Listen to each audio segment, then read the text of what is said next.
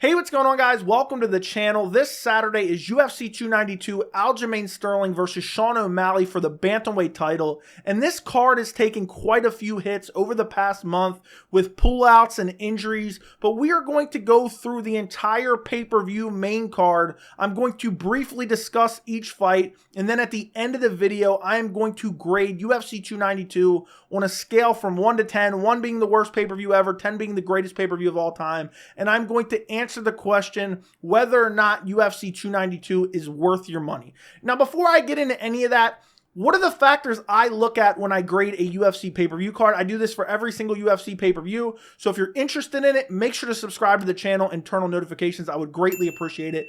But there's 3 factors that I look at. 1, relevancy to the division. Is it a title fight? Is it a contender fight? 2, the skill level of the fighters. Are they high-level fighters? Are they the elite of the elite? Are they bottom-of-the-barrel UFC fighters? And lastly, on paper, does it look like it will culminate in a fan-friendly matchup? Do I foresee this fight being an exciting matchup? Those are the factors I look at in no real particular order, but those are what matter to me the most on a pay-per-view card. Now, before I get into discussing the fights, and I'm actually going to sneak in a prediction in this video as well, but take a brief look over the pay-per-view main card of UFC 292 and then comment down below what grade would you give UFC 292 before you even hear my opinion. So starting off with the fight that opens up the main card, we have Mario Batista versus Blackshear. Now this fight was just announced because it was originally supposed to be Mario Batista versus Cody Garbrandt. Cody Garbrandt pulled out with an injury. They were still looking for an opponent. And that's why this fight is not in my full card predictions. So I'm going to do a little prediction for this fight in this video as well as talk about it. But this is a very interesting bantamweight fight. Blackshear just fought last week and got a twister on last week's card. So he's making a quick turnaround and he's still cutting back down to bantamweight to fight Mario Batista to step in for Cody Garbrandt. I think this is a very intriguing fight. I think both guys are very interesting prospects in the bantamweight division. Both guys are on win streaks. Mario Batista is on a 4-fight win streak. Blackshear is on a 2-fight winning streak. What I think this fight honestly comes down to, I don't like that Blackshear is coming in on 7 days notice and cutting back down to 135 pounds. Both these guys are very good strikers. They have good power. They also have very good ground game and jiu-jitsu. We've seen Blackshear not that long ago kind of get out grappled by Farid Basharat. Now, he made it super competitive and even almost had a triangle in the 3rd round. But I wonder, what is his cardio going to look like in a fight against Mario Batista? And Mario Batista has very good stand-up, very fast hands, very good body shots. And I know Blackshear has good stand-up as well, but he can be hit a bit. You know, we even saw him get clipped up a little bit against Jose Johnson in the fight where he got a twister. I think he's super durable, though. I think he'll be able to avoid the submissions of Mario Batista. So for my official prediction, I am going Mario Batista via decision. I think he gets it done. I think the fight starts out super competitive, razor close. But I see Blackshear starting to fade because of taking this on short notice and cutting back down in the weight. Now, overall, I think this is a great fight. I think both guys are very highly skilled. I think both guys are interesting up-and-coming bantamweight prospects. And I think on paper it should be a very fun fight. Both guys are very good grapplers. Both guys have good jiu-jitsu. Both guys have good striking and powerful striking and finishing ability as well. So I think this is a great fight to open up the main card. Would I have preferred this to not be a short notice fight? Yes. But I still think it's a very quality bantamweight fight on UFC 292. And I'm looking forward to this matchup. It should probably be a prelim, like a headliner of the prelims. But nonetheless, I understand there's been pullouts and injuries, and I really have no problem with this fight being on the main card. Moving on to the next fight on the main card, we have Marlon Vera versus Pedro Munoz. Another amazing bantamweight matchup. I love this fight. The original fight that was supposed to be on this card was Marlon Vera versus Henry Cejudo. Wasn't a big fan of that matchup. I thought it was a bad matchup for Marlon Vera. I thought stylistically it was a horrible matchup for Vera. I like this matchup much more. Both guys are top-ranked, top 15 ranked bantamweights. Both guys, very fan-friendly fight styles. Both guys, elite strikers. Both guys have amazing leg kicks. You know, you have Marlon Vera coming off a loss against Corey Sandhagen where he pretty much got dominated, really could never get out of neutral. You have Pedro Munoz, has a win over Chris Gutierrez. A lot of people were counting him out in that fight. Goes out there and beats Chris Gutierrez. I think this is a very good fight for the fans. I think it's a quality matchup. I think the UFC matchmakers made an excellent matchup with Vera versus Munoz. And I think it's semi-relevant to the division, especially considering Sean O'Malley is preemptively ducking Merab Dvalishvili. Sean O'Malley, if he beats Aljamain Sterling and becomes the bantamweight champion in the main event of this card, and Marlon Chito Vera wins against Pedro Munoz, there is no doubt in my mind that Sean O'Malley, he's already came out and said it during the press conferences and stuff, during the media days. I think he's going to try to avoid Merab. And I think he's going to do it by trying to avenge his loss against Marlon Vera. Because years ago, back in 2020, or 2019 actually, I believe it was, it was 2020. You had Marlon Vera shuck him to the ground after brutally chopping his legs and then brutally KO him with ground and pound elbows. And then O'Malley was stretchered out of the cage with no serious injuries. And O'Malley, that rubs him the wrong way. He doesn't like having that loss on his record. And he wants to avenge that loss. And also, you look around at the division, you look at Corey Sandhagen, who's becoming a very good wrestler. You look at Merab, who's relentless pace in wrestling. If you look around the division, you think, okay, Sean O'Malley is champion now. If he does win the belt, what's the best matchup for him? It's Marlon Vera. So I really do believe that makes this fight even more relevant to the division, even though I don't like that at all because I want to see the number one contender fight for the belt. That makes this fight very relevant. And honestly, if Pedro Munoz went out there and got a crazy KO, Sean O'Malley would be saying, me and Pedro got unfinished business because of the no contest last year at UFC 296. But overall, even if it didn't have any divisional stakes, this is still two elite bantamweights, two great fighters, two fan-friendly fighters, and I'm looking forward to this matchup. Moving up the card to the featured fight on the main card, we have Neil Magny versus Ian Machado Garry. I kind of hate this fight. I don't absolutely despise it, but I was really looking forward to Jeff Neal versus Ian Garry. I thought that was a much more significant test for Ian Garry. Even though Neil Magny has a win over Jeff Neal, I know people point that out. I think Jeff Neal at this point in their career in 2023, August of 2023, I think Jeff Neal's better than Neil Magny. And I was really looking forward to that Jeff Neal versus Ian Garry fight. But this is still kind of a measuring stick fight for Ian Garry. We've seen him win, but we haven't seen him fight the best competition. And we haven't really seen him fight any elite grapplers. And I know Neil Magny isn't like the elite of the elite. He's not a Colby Covington type grappler. He's not a Kamaru Usman type grappler. But he's a good grappler. He has a grinding style. He uses the clinch. And he's kind of like a gatekeeper of the top 15, top 10. And I do think this is a good test for Ian Garry, a decent test for Ian Garry. But I just can't forget, the Jeff Neal fight was so much more compelling in my opinion. But overall, I think we'll still get some answers for Ian Garry, but not a lot. It is relevant to the division because both guys are ranked top 15. I don't know how exciting it's going to be, though. I could see Ian Garry just outstriking him to a decision, but I also can just see just Neil Magny trying to clinch nonstop, Ian Garry using his footwork to avoid the clinch and takedowns, and I could see it being a not super exciting matchup. But both guys are relatively good. Neil Magny just super well-rounded. Ian Garry has looked really good. His striking has looked really, really technical. He has good finishing ability, but he hasn't fought the best competition. The best fighter he's fought so far is Daniel Rodriguez.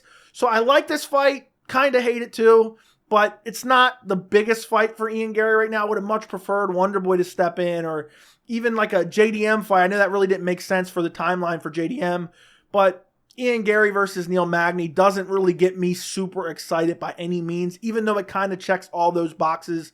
Two semi-high level guys, at least Neil Magny has proven that he is well-rounded enough to hang in the top 15 for the last few years. Ian Garry looks like a super interesting prospect, but hasn't really fought the best competition yet. But overall, I don't see it being like a crazy exciting fight. And also, it doesn't answer a lot of questions for me. So in that regard, it kind of is a little bit of a downer. Plus, the fight it replaced was just so much better. The fight that was originally supposed to happen on this card. Moving up on the card, one of the most underrated and overlooked fights on UFC 292. And that is Weili Zhang versus Amanda Lemos for the women's strawweight title. I love this fight. You can't get much higher stakes than fighting for a UFC title. And Weili Zhang is one of the most exciting women's fighter in MMA. I think she's the most exciting women's fighter, period. Period. Any organization, UFC, whatever, any division. Weili Zhang is so fun to watch. I mean, her last fight against Carla Esparza, went out there, basically mauled Carla Esparza, eventually got a finish via rear naked choke from the crucifix. The fight before that, stopped Joanna Jędrzejczyk, former champion. The fight before that, she lost to Rose Namajunas in one of the best women's title fights I've ever seen. And you can't forget years ago, the title fight between Weili Zhang and Joanna Jędrzejczyk, the first fight, one of the best women's fights I've ever seen. She's the elite of the elite. And then you have Amanda Lemos, who's a bit overlooked, but she has nasty KO power, nasty athleticism. She TKO'd Marina Rodriguez in her last fight. A lot of people thought Marina Rodriguez was a future champion.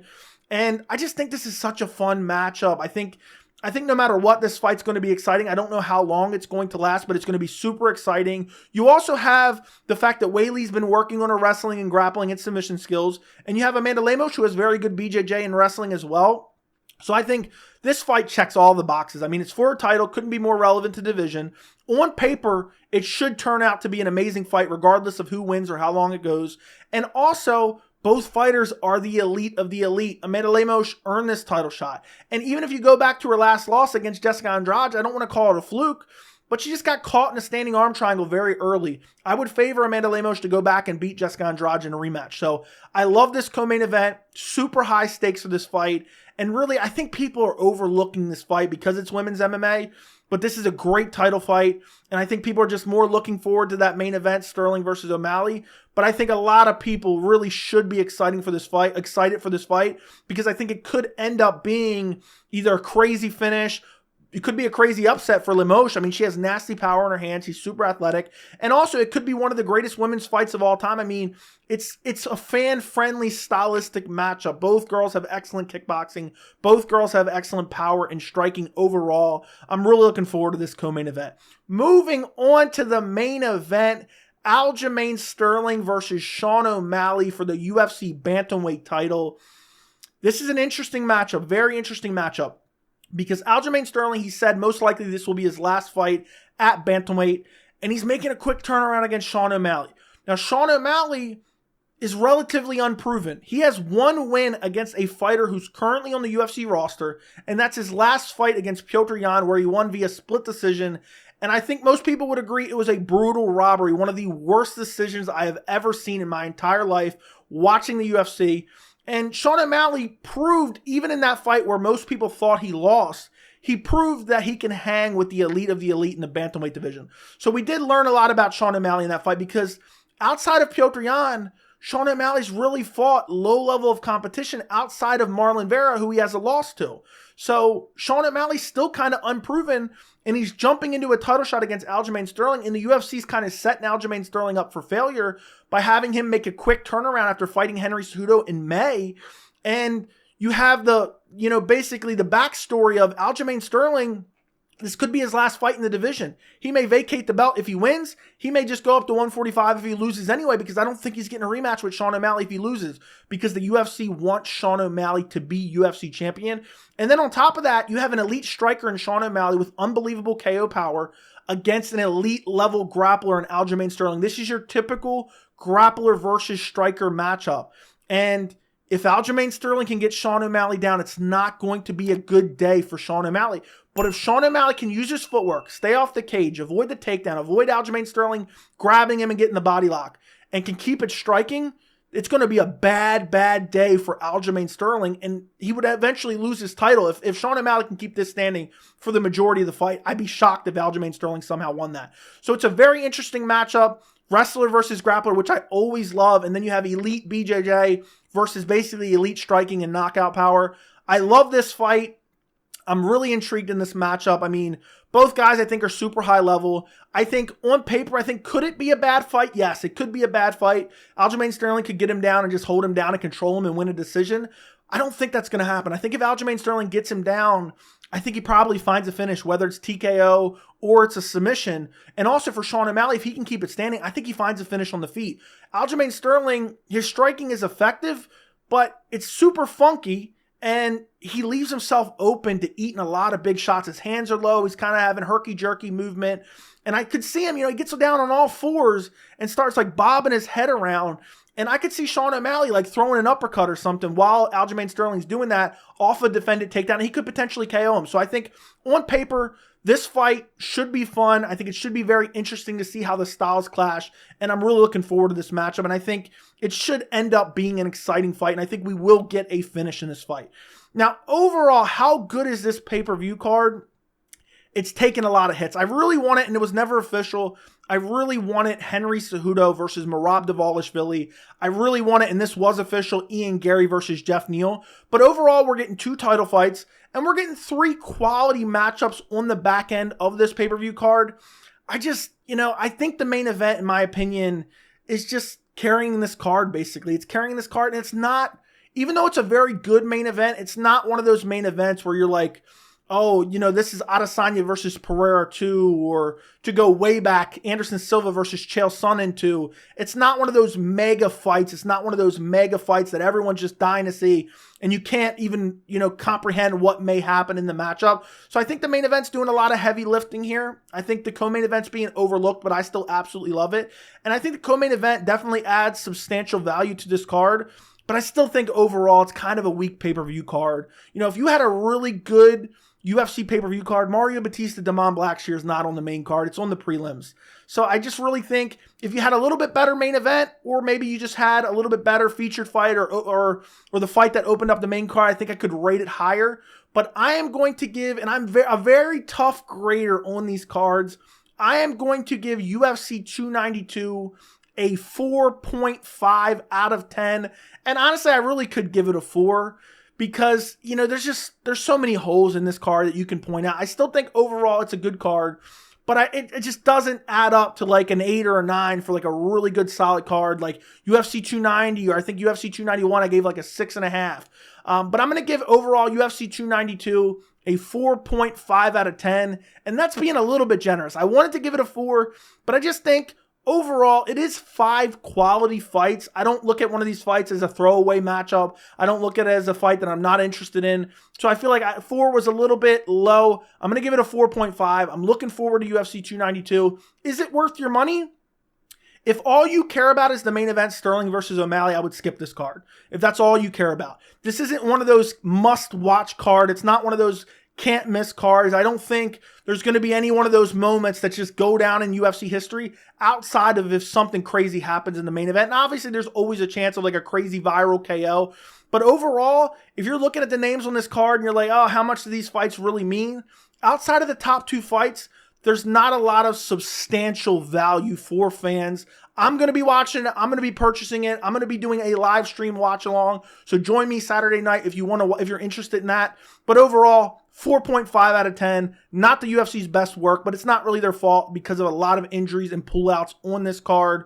But let me know what you guys think of my grade down in the comments. Is it too high, too low? I'm genuinely curious. Don't forget to like the video, and thank you so much for watching.